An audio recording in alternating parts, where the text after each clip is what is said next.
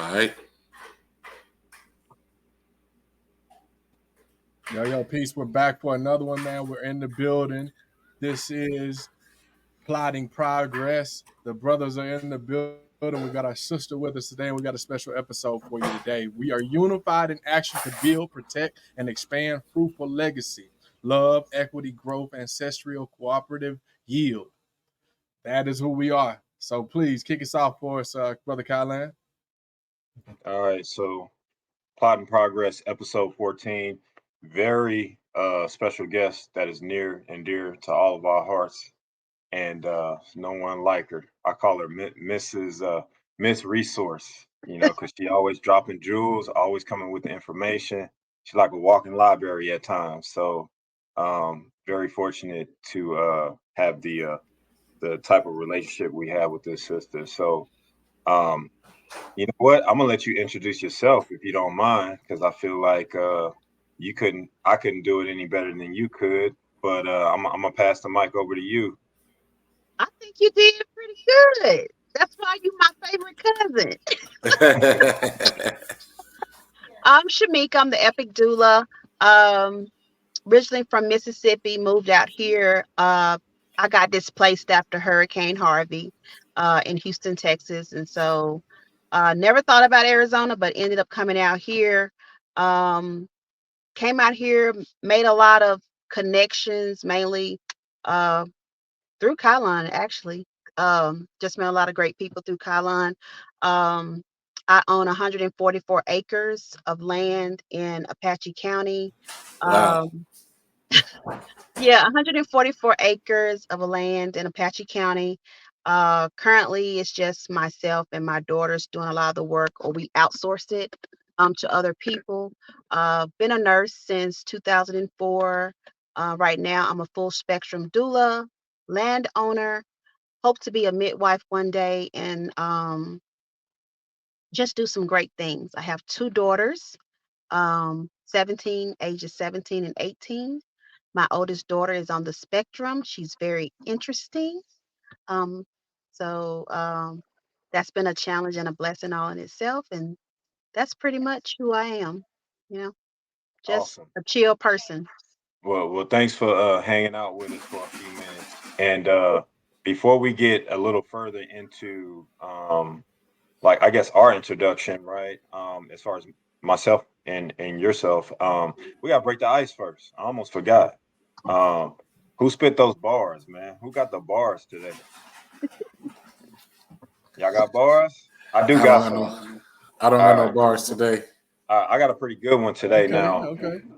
I haven't actually heard this song, but considering the theme of what we've been doing with this, I've been kind of like, reaching out and trying to discover like new things and in the vein of what we're doing. So this one, y'all probably not gonna guess this one. If y'all do, I'd be impressed.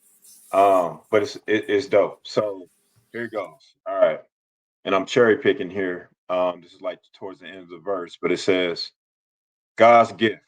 Wherever we walk, feel the earth shift, sky split, inspire and we uplift, conspire while they shoplift, try to steal our swag and our bag. But we don't trip. We focused on round trips, blue strips, and blue chip, being self aware, self care, and home ownership, overcoming trauma, killing drama, and our hardships, trying to keep our edges, keep it cool, keep it conscious, with a splash of ratchet if you coming with the nonsense. So that's the bars for today. I know that one's kind of long. That is dope though. Yeah. She was talking heavy. Y'all want to take a stab at it? I just dropped a little hint. I'm gonna go with This isn't Ciroc. like a super. Ciroc. No, not a super popular artist as far as I don't think, at least. But yeah, what you thinking, brother Nick? And I don't know. That's a hard one. Yeah, it's out there a little bit, but look, it is Mahogany Jones, and the name of the song. Really? The name of the song is Black Girl Magic. Yes. I never So heard of her. I'm gonna check this out, and I'm gonna check her out a little more because I was reading the rest of the song. I was like, oh yeah, this is heavy. I like this. So I'm gonna check it out. Mahogany Jones, Black Girl Magic. That's the track. Mahogany Jones. Okay, okay, Yup, yup. So run that okay. back, spin Dope. that a couple of times, get them spins up. So let's get into it. Sister Shamekia, you did mention uh, originated out of Mississippi. We had our encounter through a previous program that I was spearheading, Vanguard Initiative, where I was facilitating archery instruction, and Hmm. one of your daughters was a participant in the program for a significant amount of time. Right. And we got real cool through just casual conversation. And at some point, I started talking about land ownership with you. Right. And I've mentioned it a couple of times on the platform, but COVID, the whole COVID episode really lit a fire under me. And at some point, I think I let you know that, hey, I'm kind of looking, and I don't even know what led to that conversation. I was looking all over the state for the most part, except um, Apache County, right? And you kind of like pointed me in that direction, considering that you had recently purchased in the area. And then Hmm. from there, I suppose the rest is history. Right. Long story short. And since then, I've kind of paid it forward in a sense by sharing with the brothers my experience, and then that has turned into the growth spot, and the platform is continuing to just flourish in so It many is. creative ways. So you're a chain in that, you're a link in that chain, I should say, right? And that's a Yeah. blessing, and I don't believe in coincidences. So it's all divine, right? So Right. considering that and everything that you got going on up there, because now you live up there pretty much full time. Hmm. What does that mean, or what does that mean for your family, right? Your immediate family, being there full time, developing the space to make it conducive to the lifestyle that you want for yourself and your family. What is that like? So I guess I would have to reach back to both my parents. Both my mom and my father came from sharecropping families, right? And I can remember listening to my father and him speaking about how they have to work the land so much they have to work somebody else's land, and the landowner didn't want didn't care about them receiving an education, right? So to not even to make this to enrich this man, these two white families, these two Caucasian families, and not get anything out of it, but to live off the bare minimum. So for when I picked up and I lived in South Phoenix, I had found a part of Phoenix that I finally liked, and I really did like the area, but I had to sit down with my girls and I had to say, okay, things are getting sticky, icky, icky, you know. I had them back in homeschool. I said, we're having to drive, spend so much money driving back and forth to try to do things for our land, right? So to be here, to put our hands in the land, to be here when we have to hire somebody to work on the land, to oversee it, to see our money in real time, um, give birth to things. That's important to me.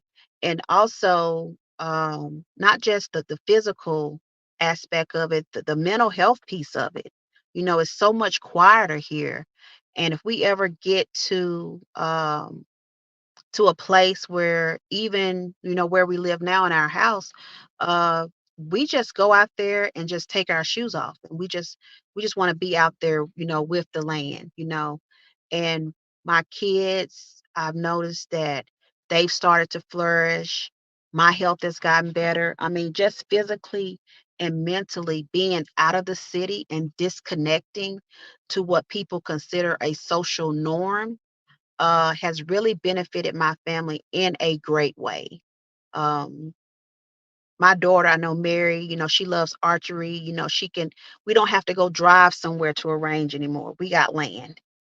She can go shoot whenever the heck she wants to. I don't have to put Jasmine on a busy street to try to teach her how to drive. She's had the opportunity to feel some of those things that a neurotypical child experiences, and that is driving. So to live up here, to see the fruit of your labor, and to see the physical and the emotional and the spiritual benefit within your family is just phenomenal. That has been the greatest benefit for myself and my children. Indeed. So you mentioned sharecropping. Long way from sharecropping, right? Right. So long way from that. And I know a lot of us um, that have ancestors that are, somewhat native to this soil, right? Hmm. Generationally, have that relationship with this land, which was a tragic circumstance.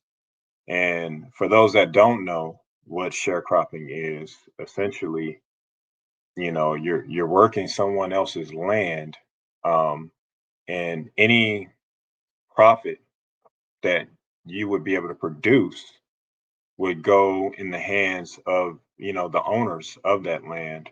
So essentially it's like you're running in place and you're not progressing anywhere, right? So Mm-mm. it's a trap, you Hmm. know It is. and it's unfortunate because those people had an intimate connection with that land, blood, sweat, and tears, literally. But Hmm. the game was rigged, Right. unfortunately. Brother Nakia, I believe you Yep. have ancestors that have that relationship with the land as well. You want to speak on sharecropping? I think this is a good opportunity to just kind of shine a light on the historical context of what a lot of our ancestors came from on this soil.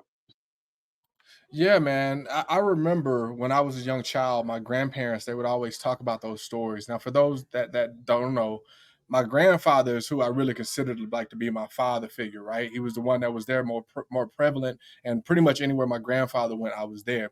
But I remember them sharing specifically those stories of when they were young and they were out working the cotton fields, and they used to have those big sacks that they used to have to carry around with them and feel all day long.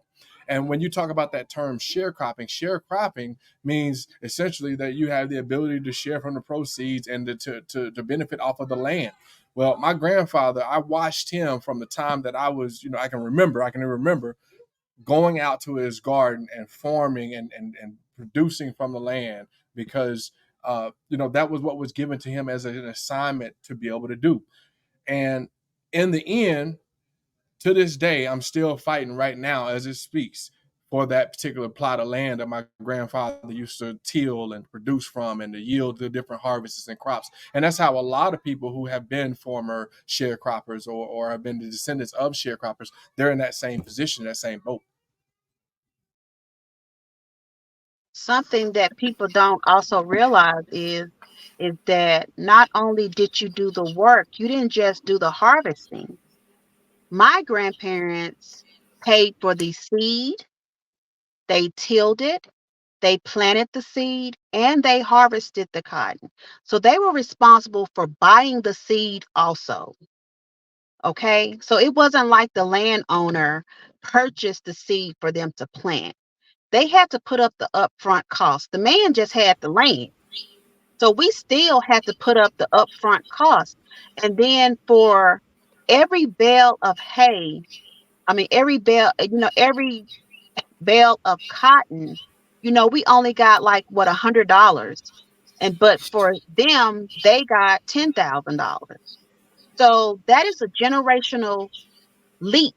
That's a generational head start that they were able to get that our family was not able to get. So think about that. All that money that they were able to spend to buy more land, to do more things with businesses, to send their children to prestigious colleges and things, they did it off the backs of us because they Mm-hmm. made that money. And Mm-hmm. so that's why land ownership is so important, and to be there to see the fruits of your own labor, to own that land, to work that land, and then you receive the benefits and not someone else. Right. Right. That's dope. I appreciate the insight from you and brother Nick on that. I really didn't know. I mean, I had an idea what it is, sharecropping, but I didn't know it was that deep.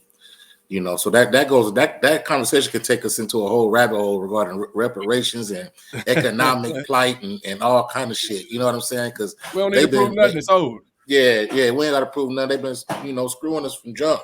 But Right. I think it's cool to go on the offense. I had a question for you though. You said 140 acres. Mhm. What 44. inspired 144. 144? My bad. 144. My Put bad. some respect on it. Yeah. Apologies. What inspired besides your parents? What was another inspiration to just want to get your own shit and owning shit, land ownership? What inspired you to like take that leap and just not be scared? Because a lot of times fear stops us from moving how we need to move. So I have to go back to my father still, right? Because we have to understand that we have to instill courage, faith, determination, resilience in our children, right? So my parents, even after sharecropping, they still are landowners. They still own land. They still do all of those things. And they always taught me the value of land. My parents live now on 34 acres right now. They own it. It's theirs. Nobody can take it from them. My dad built my mom a house, a beautiful home on that land. So I wanted that land because I wanted to leave something for my children, that something that no one could take from them, right? And whether they decided to stay there, however they decided to develop it, land is money. They can do whatever the heck they want with it. You know what I mean? It gives them a step ahead of other people.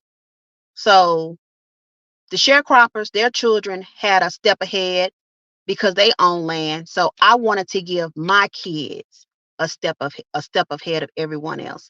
And also, along the lines with Kalon, I've always said that I wanted land because I knew eventually things are going to get sticky, icky in this country and in this world.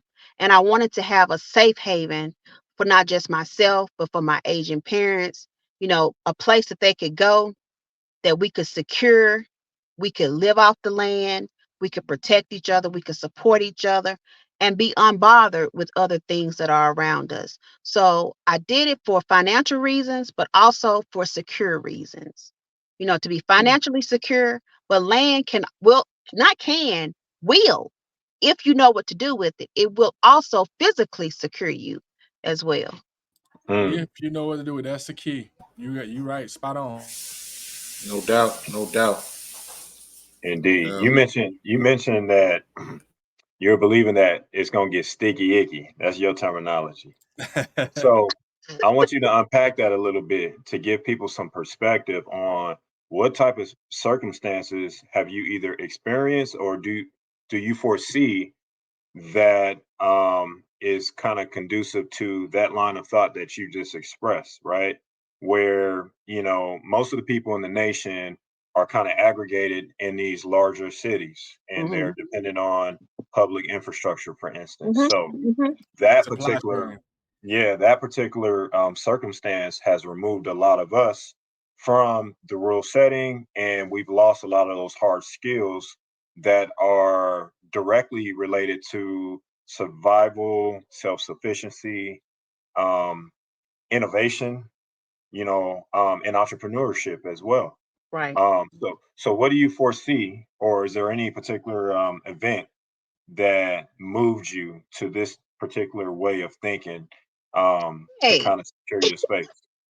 those people going crazy over toilet tissue. I mean, let's keep it real, right? Right. So I was before I even bought my land, I was an extreme couponer. So there never was an issue about us needing tissue because I had a closet full of toilet tissue, paper towels, and if push come to shove, we know how to get down, right? So, but to see how people were going absolutely nuts over toilet tissue, cleaning supplies, the shelves were being wiped clean, right? And I'm a single mother. I have 2 children, one with a disability. And I said, you know what? The devil is a lie. These devils ain't gonna get me. They not gonna have me and my kids stuck in a situation where, I gotta try to survive in a way that I never want to have to try to survive, right? And then fast forward to looking into more about how to treat Jasmine, myself, and all these neurological issues. I started looking into what the heck was in our foods, right? Even more into what the heck was in, what the heck was in our foods. Speak on So it. Come on.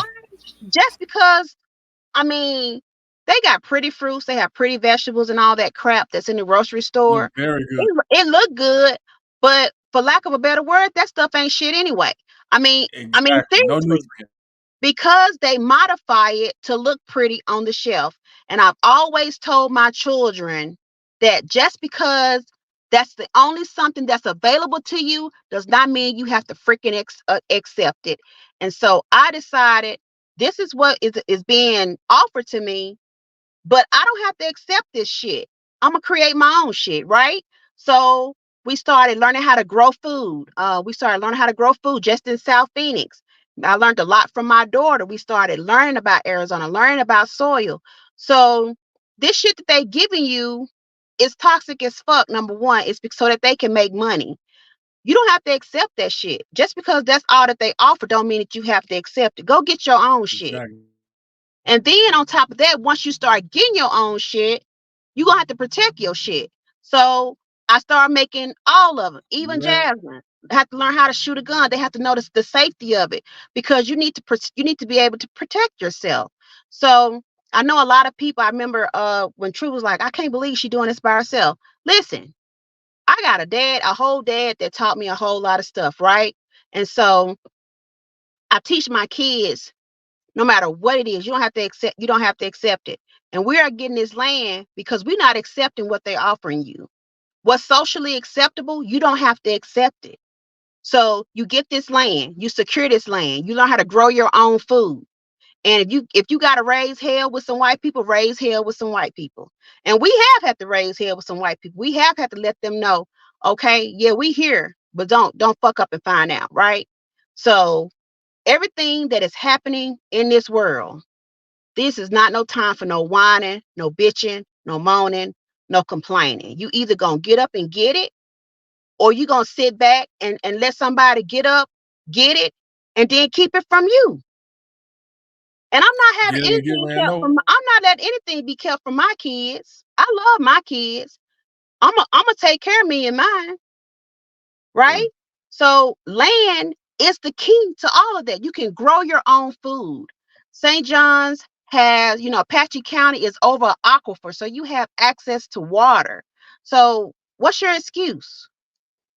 Mm. I mean, what's your excuse? You're gonna sit there and whine, you're gonna go to the club, shake your ass, do all this other kind of bullshit on a regular basis. That's all the fuck you know how to do. Just Okay. like in the days of Noah. Right. I mean, that's all you know how to do.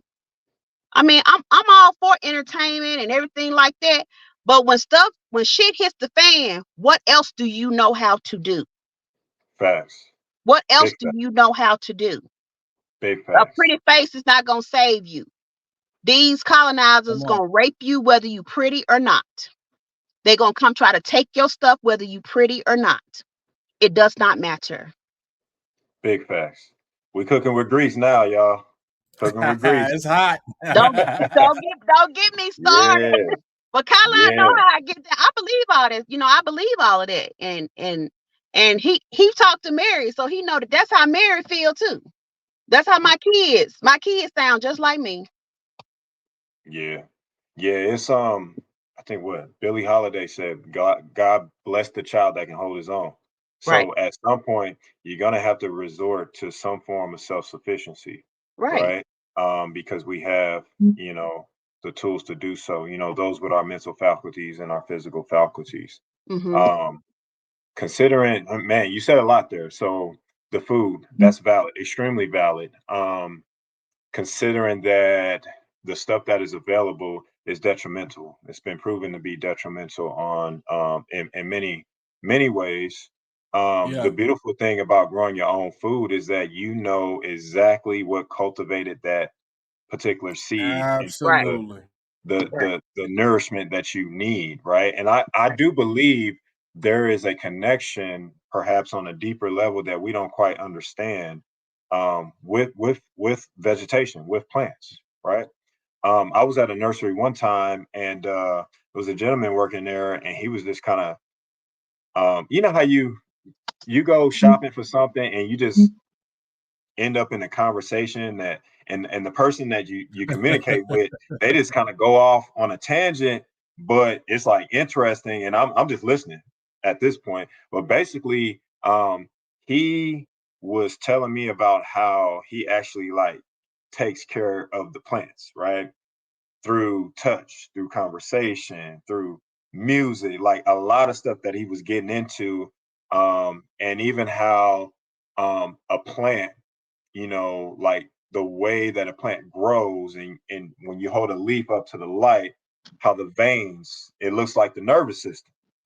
Right. And there's a lot of parallels in nature like that, where things have a direct resemblance to our anatomy, Hmm. various parts of our body.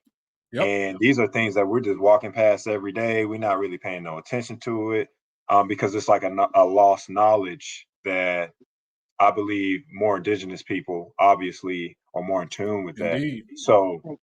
everything that you're saying is really heavy, man, because when you think about it, most people don't even contemplate any of that. And I always kind of think about, like, you watch like a lot of these movies that kind of chronicle like either the end of days or some kind of apocalyptic Mhm. situation, how the haves and the have-nots begin to be even more segregated, right? And there's a particular movie, what's the one I'm talking about? I think it's Elysium, where basically the people that had resources and wealth, they were able to go up to a space colony while all of the lower class people were stuck on Earth, and it was like hell on Earth.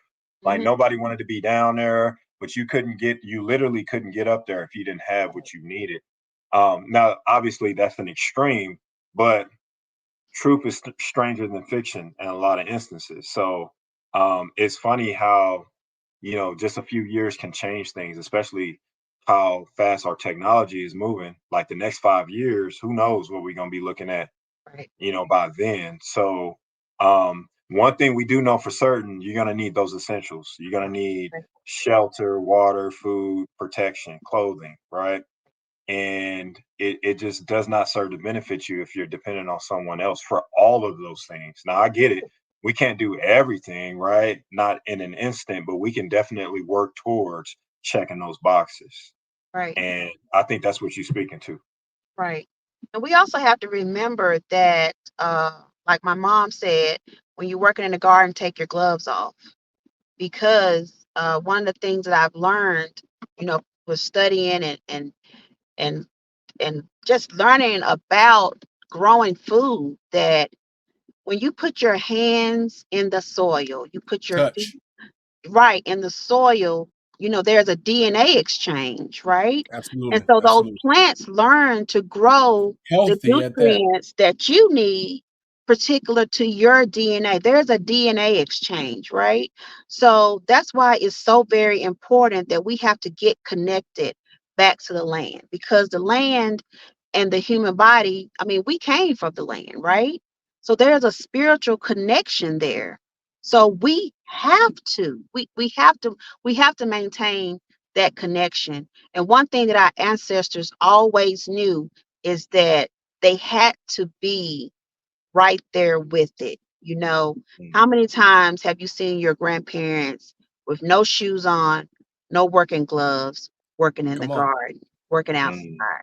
Even people, they made all these fancy gloves with all these chemicals and these things in it. Even the But shoe. right, even with the shoes, we have to stay grounded. We have to stay spiritually connected. And then what you love is what you protect. So if you love yourself, you love the land, you're going to protect the land. And if you're good to the land is going to be good to you. it's going to produce for you, right? So we have Indeed. people that have grown to just this quick society. They don't have. Discard, take.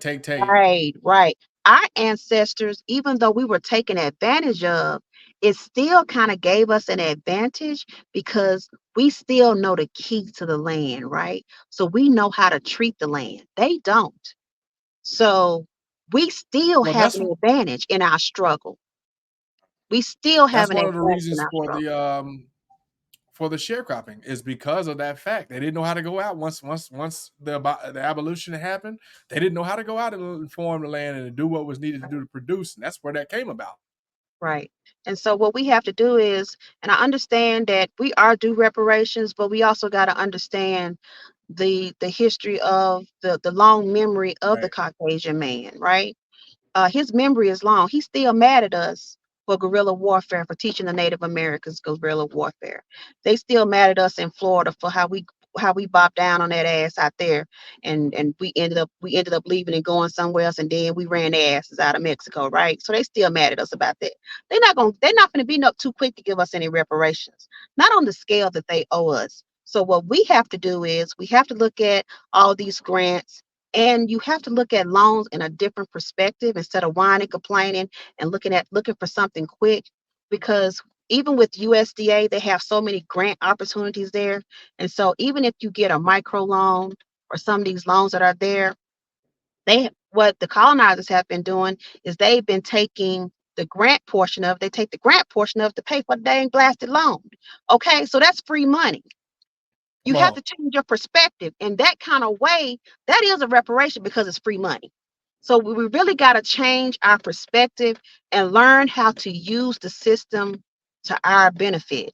I mean, everybody out here worried about all of this other stuff, who wearing this, who buying that, what this movie star doing, what this artist doing. That ain't got nothing to do with what's going on in my household. It's Mm, entertainment, mm, but I'm not going to spend a lot of time on that.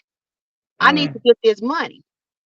Indeed. No, you know, money. I mean, people say money is the root of all evil. Well, call me evil then, because I'm trying to get mine. Because it takes money. My daddy say it take money to make money, right? So I'm trying to get Indeed. money so I can make money, so I can take care Yeah. of my children.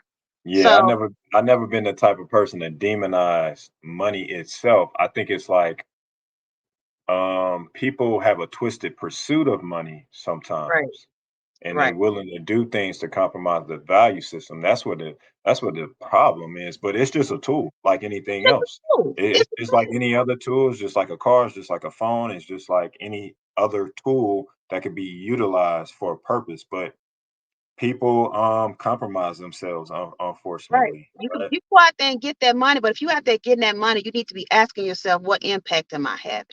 So the impact that and buying this land, the biggest impact I wanted to have was on my children. And to see the positive impact that it has had on both of my children, they have become more independent, you Mm, know, being able to do things on their own. They don't have to be all up under me. They're learning how to do new things. They're seeing the world in a brighter pace. And they learning to slow down, because in the city everything was rush, rush, rush. We gotta rush through this traffic, we gotta do this, but coming out here, moving where we're closer to the land, it slowed down my pace. So it slowed down my pace to parent them, right? And so, and believe it or not, we've made more money. We have our income has increased more being out of the city where there's less Yeah. resources, right? Because being out here where there's less resources, you have to figure it out. Ain't nobody gonna figure it out for you. It ain't nobody you can just go say, "Oh, can you help me? Can you figure this out?" No. So a lot of things we've had to figure out on our own. And so my kids have become more independent. Their thought processes have become, a whole lot better. So I really do encourage, and I've even encouraged more single moms to buy land. And some of them have purchased land. And we've been helping each other out. Don't be afraid to not take that leap. Fear is not something that is going to work in this society. Right. And be okay to fail, because there's been times that I've had failures and doing things on my land Right. where I've been like, okay, that there goes $3,000. I could have done that differently, but it was a learning experience, and That's I it. could tell that I could pass that knowledge on to the next, landowner. Hey, don't do it like this. This will save you some money. But land is money. It's going to provide you shelter. It's going to provide you food. It's going to provide you water, and it will also secure you. You can take the trees on your land and build shelter. That keeps you out of the elements. When it gets cold, you can take the trees off of your land to provide you warmth, the soil to grow your food, the water to sustain you, to sustain life. So Yeah. I see Yeah. no reason why people don't want to own land. Hey, so you brought up a really good point in relation to the atmosphere which you're raising your kids in and what that's doing for them. Um, so typically, right, in most inner city settings, right, people become independent, but it's like by way of right, either they leave home or they get kicked out or whatever. And when you step outside in that particular setting, you're kind of like you're getting sucked into something that it's like a there's like all these different mechanisms that are set up in that setting, and it's like which box you're gonna fall into to Right. kind of like earn your stripes to become an adult, right? And that's Yeah. unfortunate. Whereas the method that your kids are coming into maturity is totally different, and it's conducive to Indeed.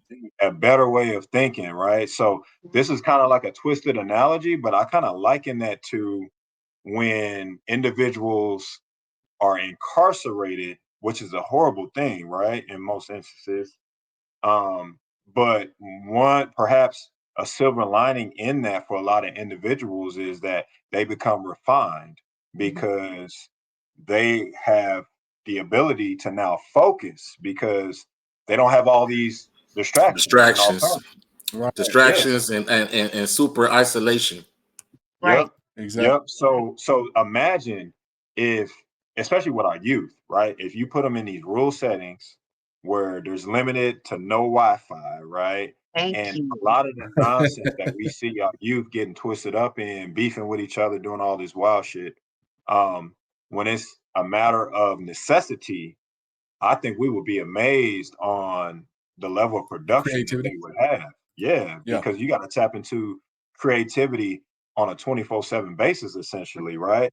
Um, you don't have time. I mean, what kind of bullshitting could you be doing out there? You're in the wilderness, So even if the first couple of days you pouting and whining about that particular circumstance, eventually you're going to get into some productivity because you have to, and the Right. environment is not really conducive to making you think about some of the nonsense that is outside in these inner cities. So I Right. think that's interesting I what you mean, explained. we've done horseback riding. Mary has the girls have had the opportunity to care for livestock, milk some goats. We have chickens. We do egg collection. We sell some chickens. Um, it's just it's just totally different, and it's an experience that I had when I was growing up, because we had livestock growing up. After we got out of school, we would go work in our garden, because we took a whole acre, and all my aunts, my grandparents, and all us, we farmed that land, and that's where our food came from. That's the food that I grew up on. And so I really wanted my kids to experience that. And so even though I had grown to really like South Phoenix, because I had found people there that looked like me, I'm still glad that we took that leap of faith and moved up north, because I've seen just a tremendous I mean, they're so much more responsible. I mean, Yeah. my kids do things and I'm like, where did that come from? And it's because, like you said, the creativity, they have to figure Yeah. out ways, to do things. They're running augers, riding tractors. We got the zero turn, and my dad do a video and say, hey, I say, Dad, the guy that does the small engine repair is not here. I don't know how to change the oil in my zero turn. And get on a video with Dad and him and Mary just they get it done, and those type of opportunities, and those are life skills. And a lot of times, I think we take our young girls and we just teach them household things. But my dad Yeah. said, the way that my dad, because my dad had 6 girls, right? And he said, I'm not teaching you this so that you don't need a man. You're gonna need a man in your life, but I'm teaching you this in case something happens. Right. Something happens, he has to be away, and you're there left with the kids, and something needs to be fixed immediately. And not only that, I'm teaching you so that if you're not at the age where you're married and you have your family on your own, when somebody comes and they need to do a repair, you know that they're doing it right. Right. Okay. So And they're not that's getting over. right. They're not getting over it. And that's how I was raised. And so that I wasn't able to do that in the city because repair was a phone call away. You know, the repair was a phone call away. I had so many different options, but bringing them here, I don't have all those options. And I do have to rely on calling my father and say, Dad, is this how I'm supposed to do this? And I talk about my mom and my dad a lot, but I'm really blessed to have the parents that I did, but they raised us up in a rural area, you know. We very seldomly went to the city. Going to the city was a treat, Right. and the values of the small town, but to know that you have responsibility, you have chores. No, I'm not giving you an allowance for doing what the heck you're supposed to be doing around the house anyway, because that's how you're going to eat. That's how we're going to keep the lights on, or whatever. Yeah. So being able to raise your kids, land is just, it opens up so many opportunities for our young people, for our people, period, but so much for our young people. And it's up to our generation we've got to get back to instilling in our children the appreciation of land, of ownership. You know, we can try to teach them to be responsible, but I really feel like if we take them out of the city where everything is so quick, Yeah. easy access, if we take them out of the city, take them to a rural area and teach them the value of it and engage them in things that are more positive, I think that society would change, within our communities. I'm only concerned about our communities because our community is the one that needs it the most. Indeed. Indeed. Facts. Crondo, you got the last question, bro. Yeah. Wrapping up, one last question. What would be your ploy to brothers and sisters, who are thinking about getting land or possibly don't even know shit about it? Like, what would be your insight to them is about why they should think about doing it and then why they should just do it. I still reach back to what Malcolm X said. Malcolm X said that land is money. First and foremost, they're not making any more land. That is something. It is the hottest commodity. It's gonna always be the hottest commodity because there's not gonna be any more land made, right? And Mm-hmm. then if they're considering land ownership, I say that they reach out to other ones that have owned land for a year or two, to see what they're doing. They're going to have to find their tribe because depending on what type of land, I bought raw land. And to be honest with you, without my parents, without my tribe back home in Mississippi, without you guys, I don't think I would have been able to have gone as far as I've gone. So to just not be afraid though, to reach out, to budget it. Don't think that you have to have a lot of money. Don't think that you have to have a lot of money to purchase land. There's so many different options. There's loans, there's owner financing, and then there's so many different websites that have land for like cheap. Like, you can buy a cheap piece of land and then you can flip it, because I bought like 2 acres and then I flipped it and got back 3 times what I paid for it, right? So that Wow. in turn paid for one of my parcels. So there are so many different areas. So you just have to do your research. Don't be afraid. And don't listen to naysayers. Don't That's listen to it. Don't listen to somebody who is afraid and telling you all the reasons why you shouldn't be buying land. Don't listen to them. Listen to people who are telling you this is what you should be doing. Real shit. Real shit. Well, I want to thank you for coming on. This was a better one, I think. Thank you for letting us use the auger. Indeed, indeed. Oh, we put it to good work too. Good Yeah, work. thank you for letting us use the auger this past weekend. I don't know if it was because it was raining and the ground was softer, The or if ground was your wet. auger Yeah. was just more powerful. But once I started leaning on that bitch, like that shit was going through that Yeah. ground like butter. Yeah. So that one is the bigger one. So we serviced that one and we changed the filter on it and cleaned it up for you guys the day before. And but that one has only been used 3 times.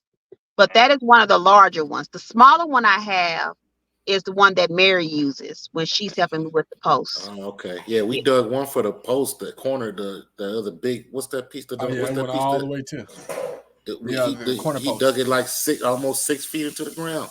I'm trying to Yeah, Yeah, in tell between you the that posts. thing is sweet. yeah, That, It's that's what's sweet. up. That's what's up. yeah. Well, hey, if anyone is interested in reaching out to you, if you're open to that, or you just say no, I'm good. Where can people find you I'm in that on chat? Facebook. My first name, last name, Shamekia Thompson. That is my personal Facebook page. I'm also on Facebook as Siobhan Mary Can. That is another page that I prefer people reach me out to because then I know it's business related. I'm also on Instagram as MaryCan_consulting.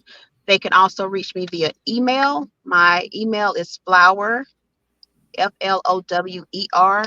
letter U, the number 2, wellness, WELLNESS, at outlook.com. They can send me any questions they have about land ownership. I will be at Ranch Fest this month on the 17th and 18th. Maternal health, off-grid maternal health presentation. So if they're there, they can come reach out to me there. Just hit me up. All Indeed, right. indeed. Indeed, Brother indeed. Nakia, take us out, please. Yes, sir. First off, let me remind you that if you haven't already checked out the episode that we did while we were out on the land, it is on the YouTube. Make sure that you watch it. You're going to get some great moments out of it. If anything, you're going to get some inspiration out of it. But make sure that you take a look at that because it's going to be well worth the watch. Check out the previous episodes if you want to know some more gems about, just different people, different guests that we've had on, about how the process goes. But make sure you check us out wherever you These are, sisters whatever doing it. platform you These happen to get sisters us on. doing it. Yeah, these sisters doing it, Yeah, Yeah, man. Yeah, you y'all doing been it, killing Shamekia. For sure. You doing it yeah, for sure. You're inspiration. indeed, indeed. And man, that previous episode that we did, we had another sister on there as well. Man, Yeah. just dope. Shout out to everybody that's out here really doing it. We do this. But it. here at the Growth Spot, we are unified in action to build, protect, and expand a fruitful legacy of love, equity, growth, ancestral cooperative yield. We are out. Peace. Peace.